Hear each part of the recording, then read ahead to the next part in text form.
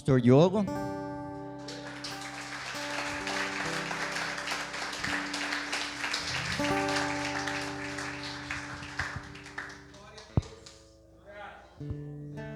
Glória a Deus. Boa noite, amada igreja. Shalom para todos. Como está o seu coração nessa noite? Glória a Deus. Deus tem uma medida para nós aqui, eu tenho certeza. E meu coração está queimando. Espero que o seu também esteja nessa mesma esfera. Abra sua Bíblia comigo no livro de Gênesis, capítulo de número 28. Glória a Deus, aleluias. Glória a Deus, aleluias. Glória a Deus.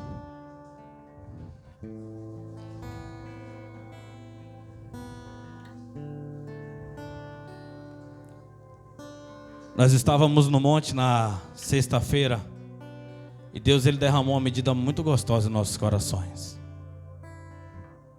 E uma das coisas que eu pude observar quando nós estávamos subindo o monte é a altura do mato. Porque ele representa muito como a nossa cidade ela está vivendo. Na medida que muitas igrejas estão subindo no monte, o mato ele vai morrendo, porque as pessoas vão passando por cima e vai pisando. E quando nós chegamos lá nessa sexta-feira, tá até ruim de andar, de subir, de tanto mato que tem na entrada. Ou seja, não tem igreja orando pela nossa cidade. E esse é o dia que nós estamos precisando voltar aos bons princípios, aos velhos princípios, princípios imutáveis, princípios que nos fizeram chegar até onde nós estamos hoje. E é preciso continuar. Eu te pergunto nessa noite, como é que está a sua vida de oração? Como está a sua vida de oração? Tudo que Satanás não quer é que você gaste um tempo de oração. Tudo que Satanás não quer é que você permaneça com a vida diária, devocional, uma vida de piedade, uma vida de alguém que ama ter um relacionamento com Deus. E é sobre isso que eu quero falar nessa noite. Sobre o relacionamento com Deus, sobre identidade, sobre você manter a chama acesa, sobre você entender o que Deus ele está pedindo para você. Amém? Quem achou Gênesis 28, verso 15, dá um glória a Deus bem forte aí. Aleluias. Diz assim, verso 15, capítulo 28 de Gênesis: Eu estou contigo e te guardarei em todo lugar aonde fores, e te conduzirei a esta terra, porque não te deixarei enquanto não cumprir eu tudo que te prometi. Jacó acordou de seu sono e fez o seguinte comentário: Na verdade, o Senhor está neste lugar e eu não sabia. Pode colocar a Bíblia no teu assento. Daqui a pouco nós vamos voltar nela. Mas é uma esfera. Não é sobre o que eu posso te oferecer ou te entregar nessa noite, mas é sobre o que o Senhor prometeu um dia. Não é sobre apenas a atmosfera, não é sobre apenas a esfera desse ambiente, mas é sobre as promessas de Deus sobre você, sobre a sua vida. E essas promessas podem ter passado um mês ou 50 anos, mas entenda que Deus ele tem anseio em cumpri-la.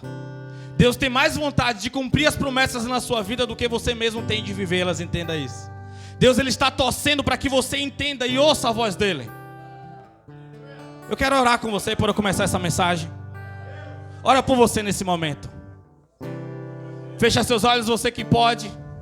Coloca a mão sobre o seu coração e derrame medidas, por favor.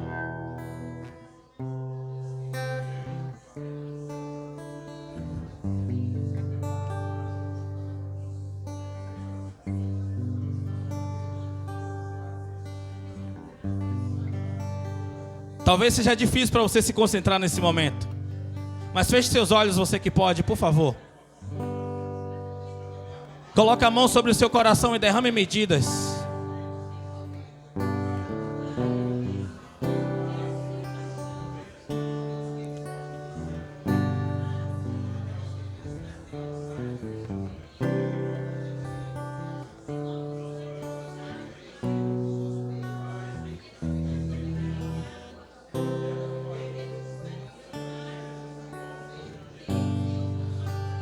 Deus, nós estamos aqui, ó Pai, atravessando, Senhor, esse tempo de guerra, atravessando, Senhor, esse tempo, Senhor, de crises, ó Pai, crise espiritual, Senhor, pessoas morrendo, Pai amado, no campo de batalha, no campo de guerra, Senhor.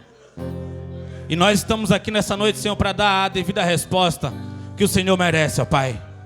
Que seja uma noite de reativação, Senhor. Que seja uma noite de habilitação, ó Pai. Que pessoas possam entender, Senhor, e possam se aprofundar, Pai amado, nessas águas profundas. E possa confiar em Ti, ó Pai. Pai amado, e descer no mais profundo, Senhor, para poder Te abraçar, para poder, Pai amado, estar coberto, Senhor, pelo Teu controle, Pai. Fica à vontade, Senhor, para falar em nossos corações, no nome de Jesus. Amém. Podemos assentar, mas você está glorificando o Senhor?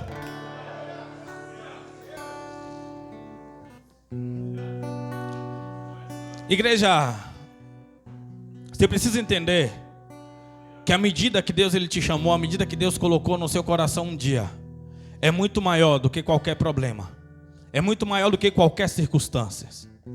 E o que eu tenho entendido ultimamente é que as pessoas elas estão sendo vencidas pela tristeza, as pessoas estão sendo vencidas pelas frustrações, as pessoas estão sendo vencidas por não conquistar coisas que elas mesmas estabeleceram no meio do caminho, mas não entendendo que antes elas rejeitaram aquilo que Deus estabeleceu na vida delas. E pessoas que estão sendo vencidas pela tristeza não estão entendendo qual é a sua identidade. Nos últimos anos da minha vida eu perdi pessoas importantes que o grande fator que matou, que tirou a vida delas foi a tristeza. E eu falo de perder a vida mesmo, literalmente. Pessoas que faleceram, pessoas que morreram. Pessoas que tiveram uma grande frustração na vida e parou de lutar pela vida dela. Pessoas que poderiam ter vencido um câncer, pessoas que poderiam ter vencido um AVC, um infarto, mas deixou a tristeza ir tomando conta de partículas do coração dela, tomando conta de partículas da alma dela. Pessoas que se desconectaram do mundo espiritual e começaram a ouvir as suas carências, começaram a ouvir os seus abandonos, começaram a ouvir e a enxergar só o que não estava dando certo.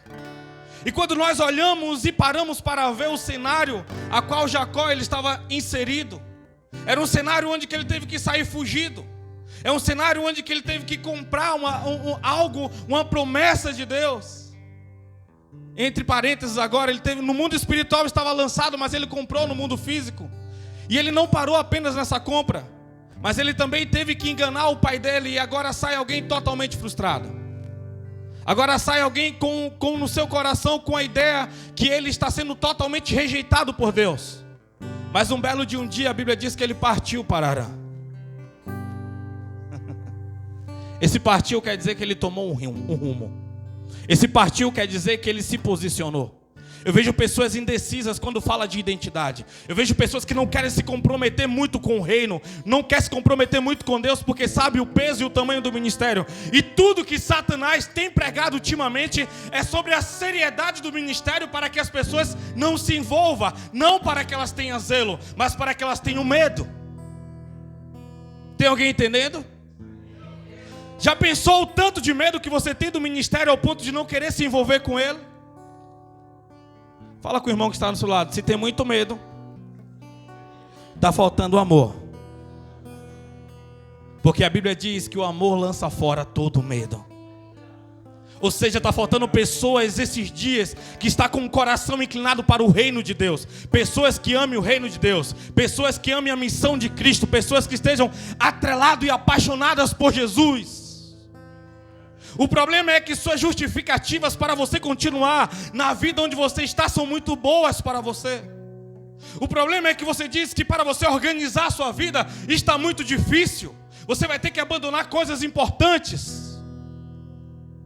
Aquele que quer vir após mim, tome a sua cruz e siga-me. Deus está falando sobre você abandonar e deixar coisas que é prazerosas para você hoje, mas você sabe que não pode preencher o seu coração.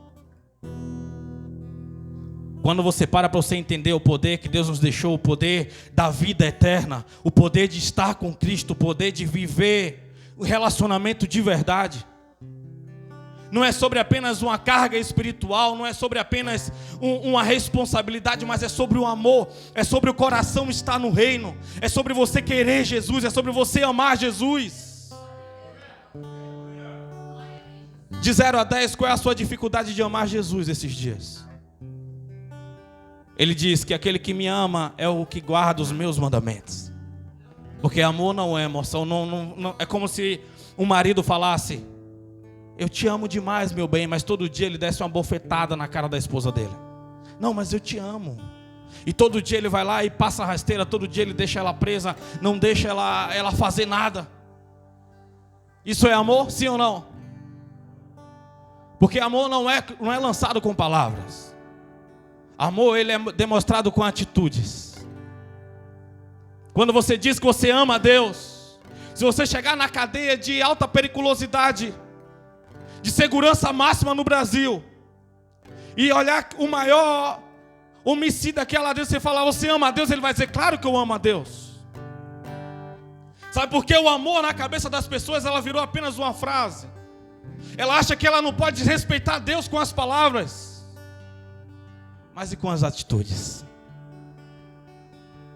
O que eu quero falar para você hoje não é sobre mais uma cobrança, não é sobre mais aquilo que você sabe ou aquilo que você deixou de saber, mas eu quero que você se desperte nessa noite, você se localize, para você parar de sofrer, para você entrar realmente na carga verdadeira, no sofrimento verdadeiro, no amor genuíno, no amor verdadeiro, no amor de Jesus, na missão ideal, na identidade perfeita, viver os planos de verdade, está com o coração bombeando amor, fogo. Quando você para ver o histórico de Jacó, era alguém que saiu totalmente errado, e quando ele sai para consertar, quando ele retorna, a Bíblia diz que ele vai andando durante o dia, mas quando chega à noite, em um devido lugar, ele pega uma pedra, escolhe pedras ali, ele vai dormir, coloca a cabeça sobre a pedra e ele começa a dormir. Só que em sonho, Deus dá uma visão para ele, porque Deus é um Deus de relacionamento. Deus é um Deus de relacionamento. Deus é um Deus de relacionamento. E todo aquele que ele tem um relacionamento, ele chama para o encontro, ele chama para liberar novidades, ele chama para poder alimentar, ele chama para poder dizer que ele está presente. E é esse encontro com Deus que faz você ser diferente. Não é um encontro com a religião, não é um encontro com os versículos, não é um encontro com músicas, não é um encontro com um pregador, é um encontro com a verdadeira pessoa de Jesus. Porque Deus é um Deus de experiência pessoal. Deus é um Deus de experiência pessoal. É sobre você buscar essa experiência. É sobre você poder contar o seu testemunho de novo nascimento. É sobre você poder falar com ousadia, com intrepidez. É sobre você liberar essa medida e entender que Deus ele te batizou com fogo. Deus ele batizou você com o Espírito. Deus ele te deu o verdadeiro batismo. Não é sobre um banho em uma piscina, não é sobre um banho em um rio, não é sobre alguém botar você e dizer, agora você está batizado, mas é o sangue de Jesus sobre a sua vida. É o sangue verdadeiro. Não me importa qual é o tamanho do escândalo, não me importa se estão fazendo errado ou certo, importa a sua experiência com Deus e você não desviará do caminho. O problema é a desculpa, o problema é que eu não gosto, o problema é que fizeram aquilo, o problema é que dentro da igreja está igual no mundo. É essa desculpa que Satanás ele usa todos os dias e ele conseguiu te convencer. O problema é você com a vida cheia de pecado e quando vê alguém em um padrão que você não aceita. Vamos lá, vamos entrar na mensagem. É o Deus de visão. É um Deus de experiência pessoal. Abra a sua Bíblia comigo lá no livro de Isaías. Aleluias, glória a Deus. Isaías capítulo 6.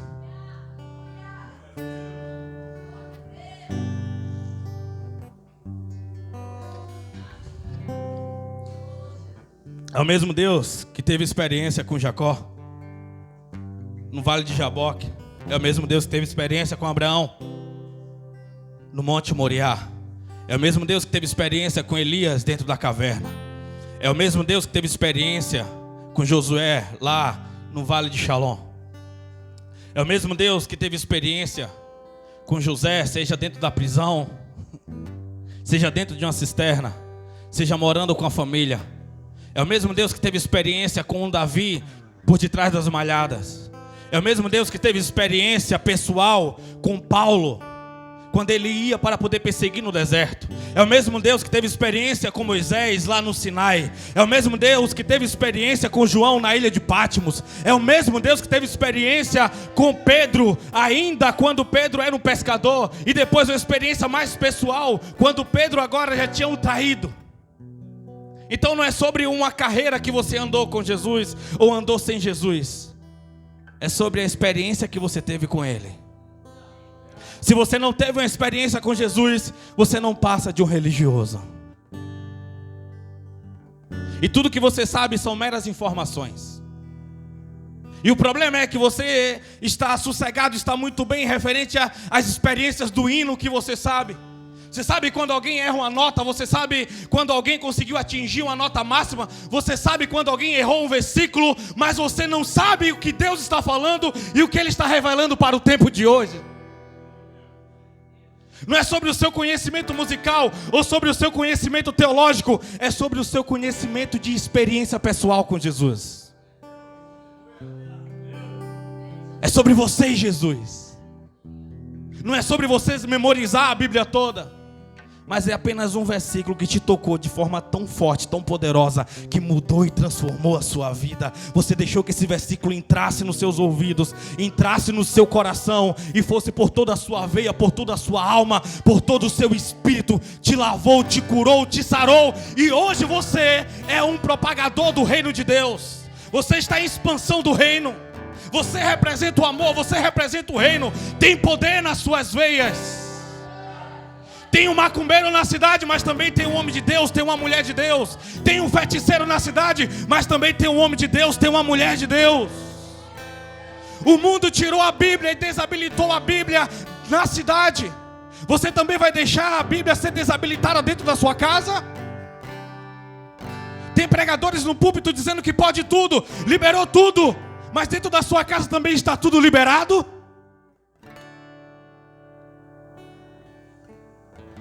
Você é sacerdote, entenda. Não é sobre quanto falharam com você, mas é sobre quanto você está falhando com Deus. Pare de se colocar como vítima e entenda que no dia do juízo final, Deus não vai perguntar quem foi os teus acusadores. Ele não vai perguntar quem foi que te machucou. Ele vai perguntar bem assim: o que foi que você fez com o propósito que eu fiz, que eu tinha para você. Porque o meu Deus é um Deus de planejamento e um Deus de propósito. Deus é um Deus de planejamento e um Deus de propósito. E é por isso que ele chegou para Isaías no capítulo 6. Aleluias, glória a Deus, aleluias.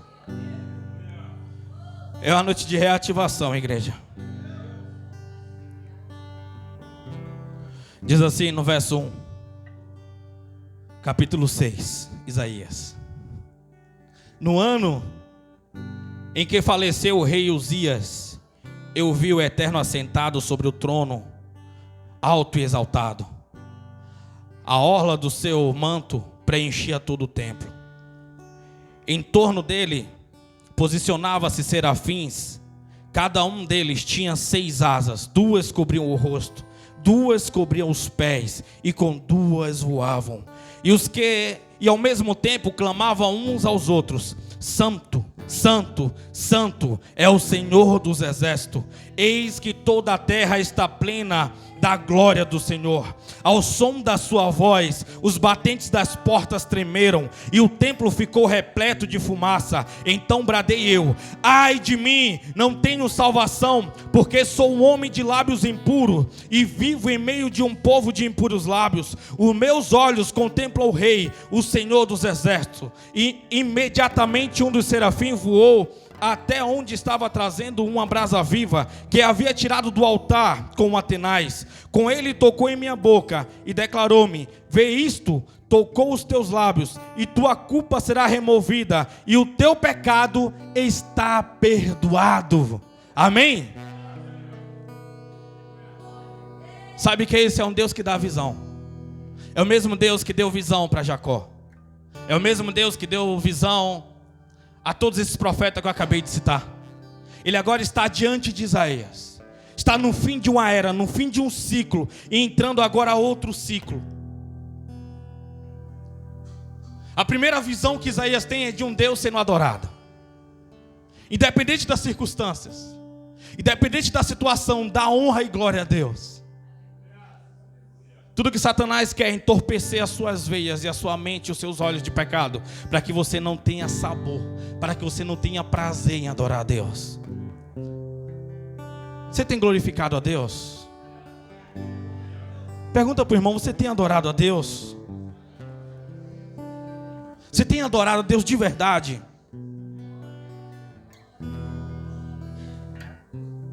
Não estou falando sobre cantar músicas. Não estou falando sobre você apenas dar um glória, aleluia. Mas estou falando de você parar para contemplá-lo. Estou falando de você parar na beira da sua cama. Estou falando de você poder ajoelhar no seu secreto. Estou falando de você entoar hinos a Ele. Estou falando de você poder glorificar, de você poder contemplar o perfume dEle dentro da sua casa. De você ungir, consagrar a sua garagem, a sua casa, a sua rua, adorar Ele gritando e dizendo que Ele é o poderoso, Ele é o Rei da glória, que Ele te salvou um dia.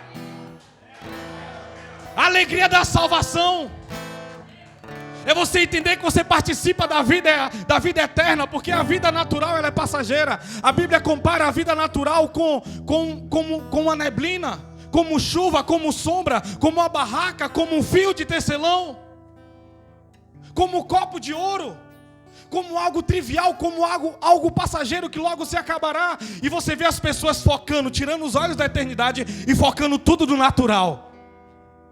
Se preocupando com o natural, como eu posso ser melhor, como eu posso me desenvolver financeiramente, como eu consigo ser mais bonito, ser mais belo, como eu consigo todas essas coisas. E o reino, ele está sendo esquecido. Porque o reino é sério. Porque o reino é difícil, porque com o reino não pode brincar. O reino, quando eu me consertar e me alinhar, eu vou dar resposta para o reino. Só que vai ser tarde demais. Sabe o que é você encontrar alguém milionário em um estado terminal com câncer? Sabe o que é você ver alguém extremamente rico e tudo que o dinheiro pode comprar é apenas um plano médico, e o médico não tem cura para ele? Eu já fui visitar várias pessoas em um estado terminal de câncer, e aquela pessoa nem saber mais onde está. Eu já vi pessoa falecer na minha frente, e não importava qual era o tamanho ou o saldo da conta bancária dela.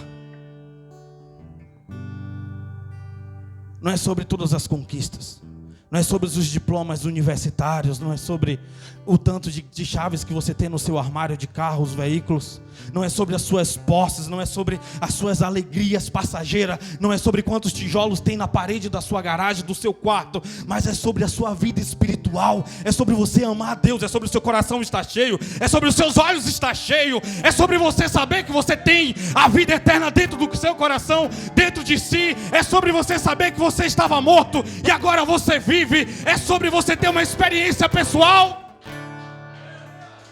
Porque o salário do pecado é a morte, mas o dom gratuito de Deus é a vida eterna em Cristo Jesus nosso Senhor. É aquele que bebe da água da vida eterna e nunca mais sentirá sede. É o seu coração, seus pulmões está cheio da eternidade. É você saber que você pode oferecer algo para quem queira. É você saber que você pode falar algo e mudar a vida de alguém no trajeto. É sobre você perder no natural para ganhar no imortal. É sobre você perder no natural para ganhar na eternidade. É sobre você parar para ouvir porque você pode. Porque você foi consagrado por Deus e você tem paciência para ouvir. E uma palavra sua pode mudar toda a trajetória, pode mudar a vida de uma pessoa para sempre, de eternidade a eternidade. É sobre você saber que Deus ele te chamou, que Deus ele te ungiu e você está dando resposta a esse chamado. Deus ele chama Isaías para dentro do templo para dizer que ele é um Deus de relacionamento. Ele chama Isaías para dizer que uma era está acabando, mas que ele está dentro do templo e ele está com Isaías. Ele quer se revelar a Isaías. Ele começa a mostrar sobre os anjos apaixonados por Jesus quando o adora. 6 asas, 2 voando, 2 cobrindo os olhos, 2 cobrindo os pés, e entoando cânticos: Kadosh, Kadosh, Kadosh, Kadosh. Só que sabe o que é mais interessante? Que esse santo, santo não é entoado para Jesus. Como? Não é entoado para Jesus, porque Jesus, ele sabe que ele é santo. Mas é uns dizendo uns aos outros sobre a santidade dele. Eles conseguem se encher só em pronunciar: santo, santo, olha como ele é santo, olha como ele é maravilhoso, olha como ele é glorioso, olha como ele é o príncipe da paz, olha como ele é completo, olha como ele nos completa. É isso que eu quero, é para isso que eu nasci, é para isso que eu vou viver, é por isso que eu vou abrir mão. Foi para isso que Deus te chamou, meu amado. Não é sobre um punhado de versículos ou algumas músicas, sobre teu verdadeiro acesso ao poder. Quando ele chama Isaías para dentro do templo, a fumaça começa a subir. Quanto mais a fumaça sai, menos Isaías fica em evidência. Quanto mais Isaías some, mais a glória de Deus desce. Quanto mais Isaías desaparece, mais a glória de Deus aparece. Deus está chamando pessoas esses dias para o anonimato. Deus está chamando esses dias pessoas para o secreto. Vem cá que eu vou te revelar no meu secreto. Tem coisas que eu vou liberar só a ti. Tem coisas que Deus liberou no meu coração só para mim. Eu não posso liberar para ninguém, nem para minha esposa, nem para ninguém. Tem coisas que pertencem só eu e Deus, até o dia que Ele fala: pode liberar, pode soltar. Tem coisas que é só entre eu e Ele. Eu sei que tem coisas que é só entre você e Deus. Eu sei que tem coisas que é só entre você e Deus. Deus chamava Isaías para uma experiência pessoal.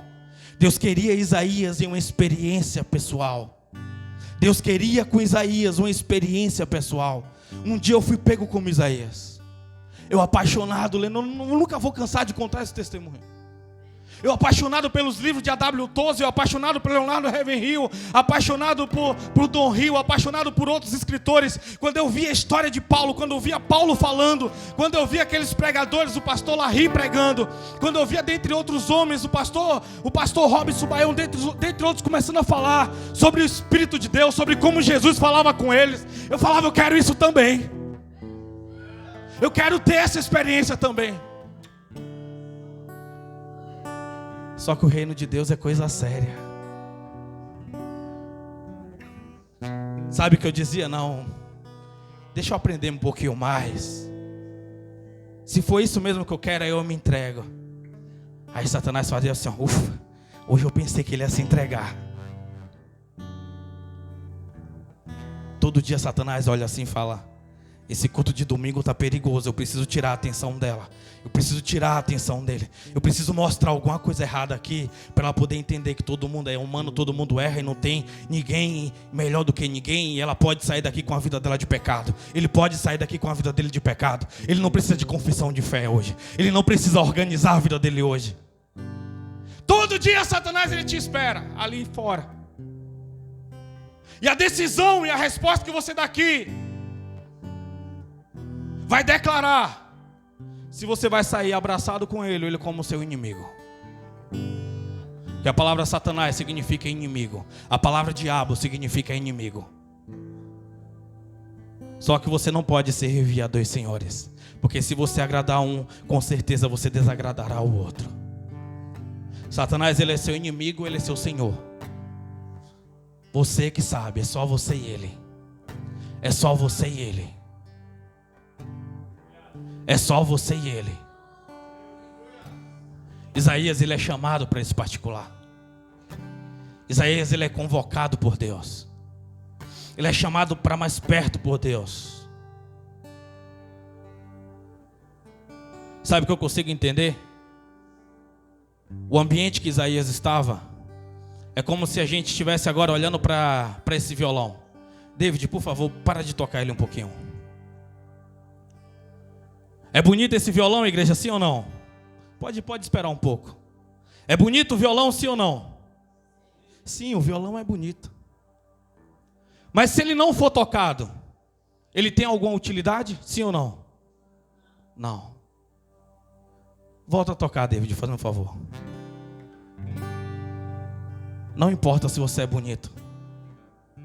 Não importa qual é a sua qualidade, mas se você não está sendo usado por Deus, você não tem utilidade nenhuma. Se você não está sendo tocado por Deus, se você não está sendo usado por Deus, não tem serventia nenhuma, porque você foi feito para ser um instrumento na mão de Deus. Você foi chamado para ser um instrumento, e um instrumento de verdade. Um instrumento cheio do Espírito de Deus. Tem pessoas aqui com o ministério morto, porque diz que está ocupado demais. Tem pessoas com o ministério morto, porque está dizendo que não tem lugar para poder fazer, para poder servir. Não passa de um rebelde.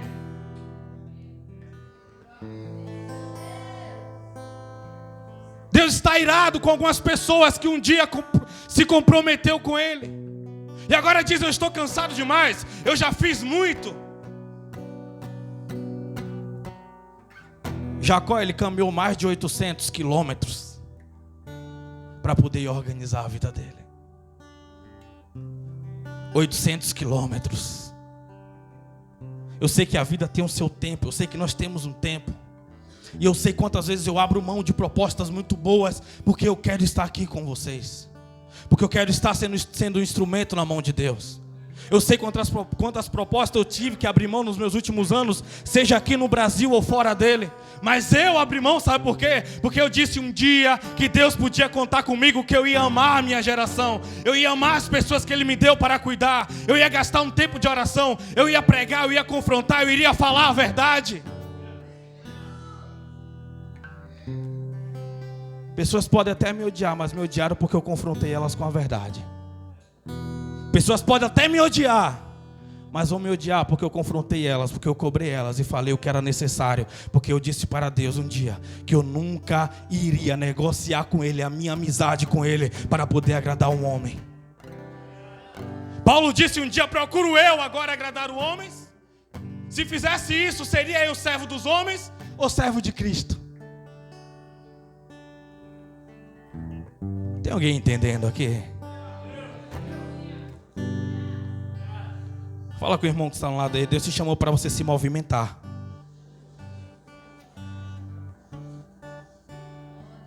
Se movimenta, meu irmão. Se movimenta na direção correta, vai na direção certa. A segunda visão que Deus dá para Isaías está no verso 5 do capítulo 6.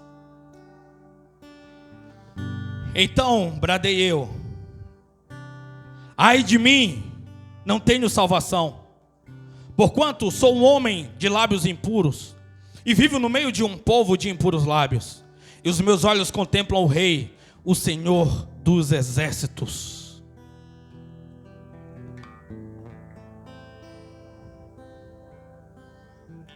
Sabe qual é a visão que Deus dá? A visão que de fato Isaías era. Travou aqui, igreja. Quem de fato Isaías era? Quem de fato é você? Eu te pergunto nessa noite. Essa resposta você precisa dar só para você e para Deus. Quem de fato é você? Isaías, quando ele parou, quando ele viu toda aquela declaração de Deus, quando ele viu toda aquela manifestação da glória de Deus, agora ele estava se vendo quem era ele. Porque no capítulo 5 ele estava denunciando quem era aquele povo. Ele estava falando sobre a fornicação, ele estava falando sobre a prostituição, ele estava falando sobre os roubos, ele estava falando sobre um povo que estava adorando outros deuses, sobre povos que deixou de adorar a Deus, sobre povo que deixou de fazer o que Deus chamou eles para fazer, porque estava ocupado demais com o mundo, estavam perdidos. Isaías estava sendo fácil de falar dos outros, mas quando ele vê a manifestação da glória de Deus, agora ele está se vendo. Agora ele está conseguindo enxergar quem era ele de fato. Ele não estava se lembrando como estava a geração, como estava a nação de Israel. Ele falou: eu sou alguém de lábios impuros. Também eu sou alguém de impuros lábios. Eu sou alguém de olhos sujos. Eu sou alguém de mãos sujas. Ele começa a reconhecer quem ele era, de fato. Sabe o que ele estava dizendo? Deus, eu preciso de um renovo. Foi cantado aqui, meu coração tremeu. Renova-me, Senhor Jesus.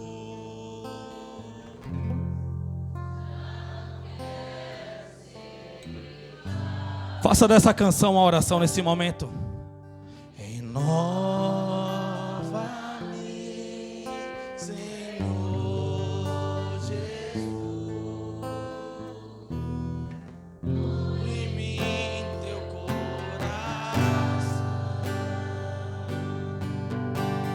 que tudo que há dentro de mim necessita ser mudado, Senhor.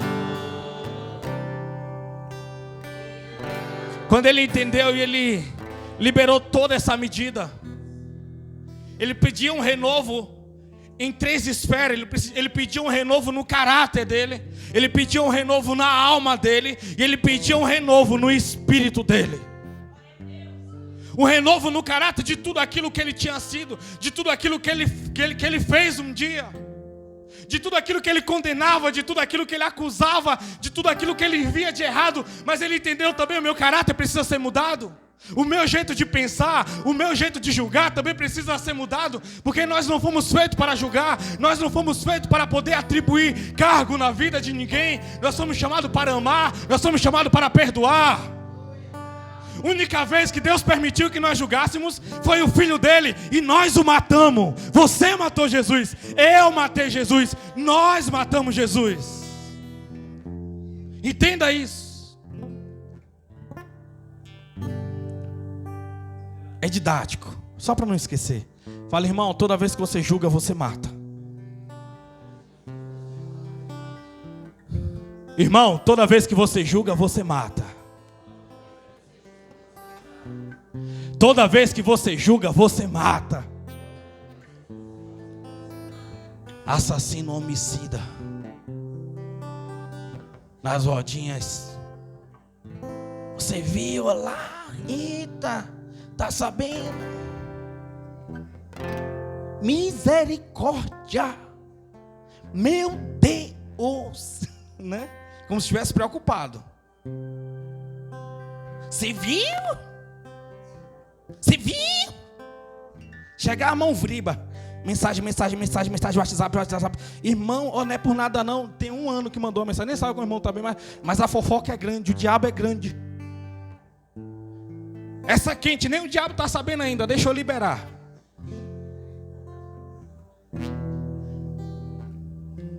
Você não foi feito, irmão, para julgar. Você não foi feito para isso. O problema é que todo mundo tem um motivo. Quando vê alguém piedoso demais, fala bem assim: é inocente demais. Quando vê alguém fazendo as coisas certas, fala: é bobinho demais, é bobinha demais. Quando vê alguém que está fazendo certo e é inteligente, fala: isso ali, rapaz, vou te dizer, eu não confio não. Vou falar um negócio para você: é o diabo purinho agindo na sua vida. Porque não é o Espírito de Deus. Não, não é. Não é. Assim como Deus um dia disse para as igrejas, para as 7 igrejas: o que eu tenho contra ti é. O que eu tenho contra ti é. Tem irmão cheio de contra ti contra outros irmãos. O que eu tenho contra ti é. O que eu tenho contra ti é. Sabe, irmão, você precisa se amar e entender. Tem pessoas que eu passei um bom tempo da minha vida cumprimentando pessoas. Passava na rua: paz, irmão, olhava assim para mim e virava a cara. Paz, irmão, passava assim e virava a cara. Falei: um dia isso vai acabar. Se vai.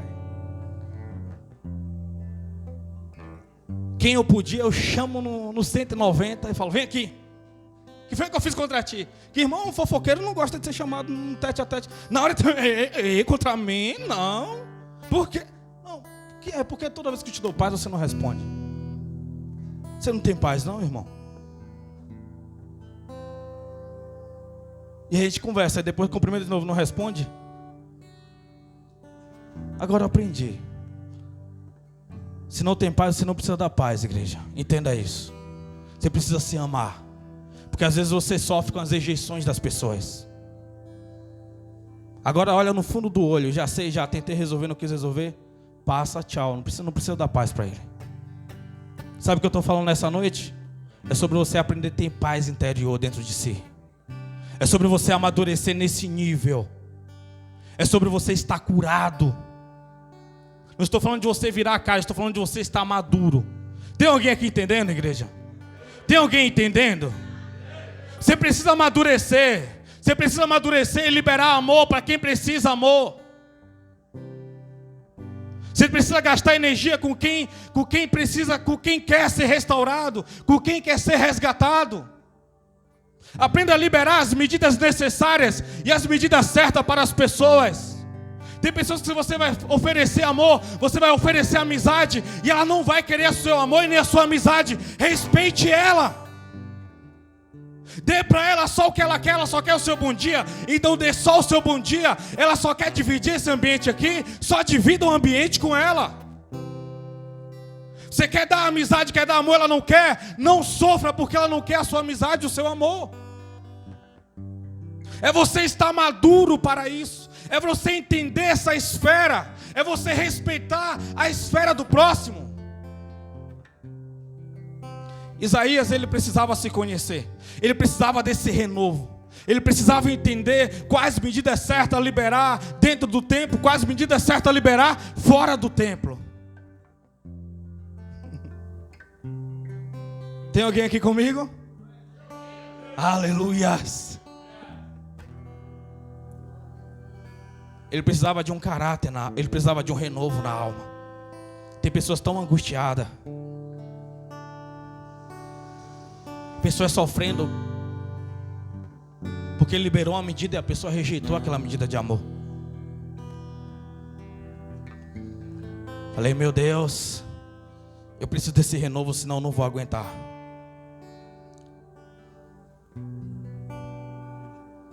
Há um tempo atrás eu entrei, fiz um check-up, acho que foi ano passado, se eu não me engano. E aí o doutor foi lá e perguntou, você trabalha com o quê, meu jovem? Aí eu falei do trabalho. Com mais o quê? Eu falei, sou pastor também. Aí ele olhou assim e falou, vou te dar um conselho. Fique pelo menos 5 meses sem pisar dentro de uma igreja que está te fazendo mal demais. Aí eu falei, por quê? Ele falou, seus estresses emocionais estão absurdo. Eu falei, e agora? O que é que eu faço? Aí eu falei, vou esvaziar onde que me cabe. Aonde? Secreto. É o secreto, é lá que você libera tudo. Vocês já observaram como um pastor morre de infarto? Como um pastor... Já observaram? Só que esses dias eu estou como um garça. Estou andando na lama sem me sujar. Já observou a garça? Toda branquinha, com os pés compridos. Ela anda lá, ó. Sabe o que é isso? É aprender a liberar a medida certa, a medida correta. Já vivi muito tempo já preocupado com o que iriam dizer e o que não iriam dizer. Isso é renovo na alma, igreja. Como está a minha vida diante de Deus? Como eu estou com aquilo que Deus planejou e com aquilo que Deus ele confiou como um propósito para a minha vida? Como eu estou? Como eu estou levando o meu ministério? Como eu estou levando a minha vida devocional? Como você está levando a sua vida devocional? Em que lado você está gastando energia? Você está gastando energia com o genro? Está gastando energia com sogra, com sogro? Gastando energia com o vizinho? Gastando energia com afilhado? Ei, calma! Você é humano. Tem pessoa matando a mãe de preocupação, de medo. Pessoa matando os pais de preocupação, de medo. Porque não quer amadurecer.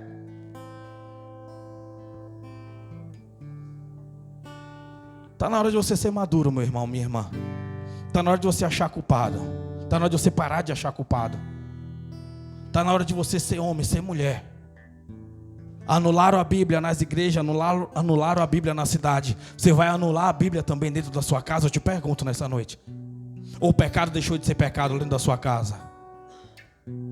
Aí fica o que lá na sua casa? Fica com goteira, fica com mofo, fica com carro quebrado, conserta uma coisa, quebra outra, e é cheio de maldição, porque você anulou a Bíblia. Você tem conhecimento? A Bíblia diz que você vai ser julgado segundo o seu conhecimento. Pecado ainda é pecado, Deus ainda abomina, Deus ainda rejeita. Alinha a sua vida que você vai ver a sua casa prosperar. Alinha a sua vida. Quer morar embaixo do seu teto? Então tem que ser do seu jeito. Do jeito que Deus colocou no seu coração. Deixa de deixar a sua casa como um lar do capeta. É você que é o sacerdote. É você que é a sacerdotisa lá dentro. Organiza a sua casa, meu irmão. Organiza a sua casa. Você vai ver as coisas fluírem e correr bem. Você vai ver a prosperidade chegar de verdade. Nada te impede. Um tempo atrás você falava, não, minha casa tá errada ainda por causa de você organizou aquilo e está acontecendo coisa errada ainda. Termina de consertar as coisas.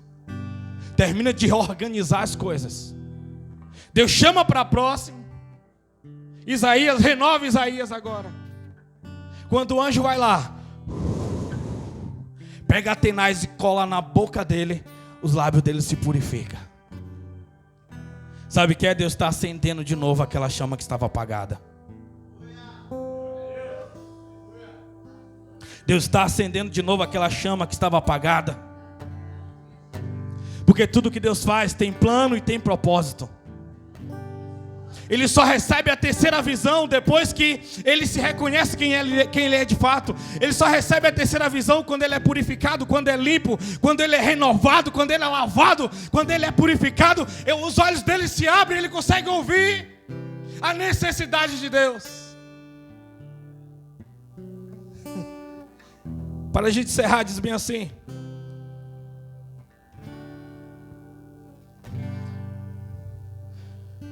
com ele tocou no 7, diz, com ele tocou a minha boca e declarou, vê isto, e tocou nos teus lábios, a tua culpa será removida e o teu pecado está perdoado. Quer dizer que ele ainda, mesmo no templo, quer dizer que ele ainda, mesmo organizando as coisas, ele ainda estava em pecado, ele ainda tinha uma vida de transgressão, ele ainda não tinha feito confissão de fé, ele ainda não tinha tido um novo nascimento, ele ainda não tinha tido uma experiência com Deus, ele ainda não tinha ouvido a voz de verdade de Deus, e a voz que ele ouviu foi apenas para entregar a outro.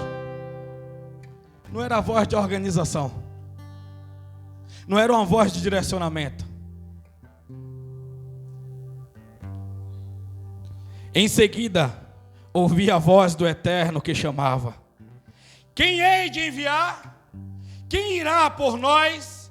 Ao que prontamente respondi: eis-me aqui, envia-me a mim. Quando ele foi purificado, ele conseguiu ter a terceira visão. Ele entendeu a necessidade de Deus. Ele não se desesperou porque não tinha ninguém. Ele disse: eis-me aqui, Senhor. Estou pronto, estou preparado.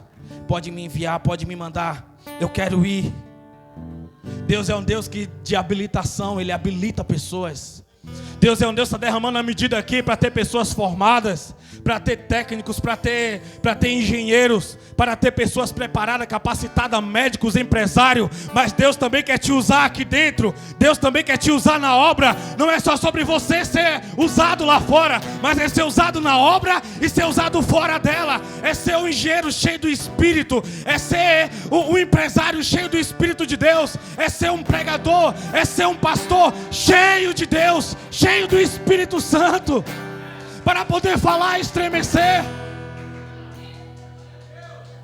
Não planeje nada que desabilita a obra de Deus.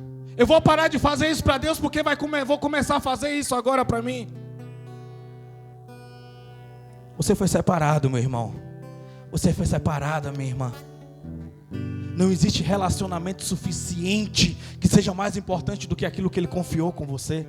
Não existe empreendimento mais importante do que aquilo que Ele colocou no seu coração, do que aquilo que Ele colocou para você fazer. Se você honrar a Deus, você vai ver que não é sobre tempo. Se você honrar a Deus, você vai ver que não é sobre carga horária. Se você honrar a Deus, você vai ver que o seu coração sempre vai estar tendo tempo para adorar e tendo tempo para ser o melhor dentro da empresa. Entenda isso o mais rápido possível.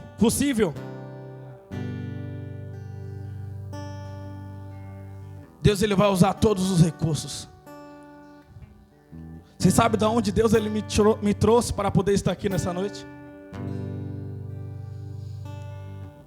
Deus me trouxe lá do interior da Bahia, lá de um distrito chamado Taboquinhas.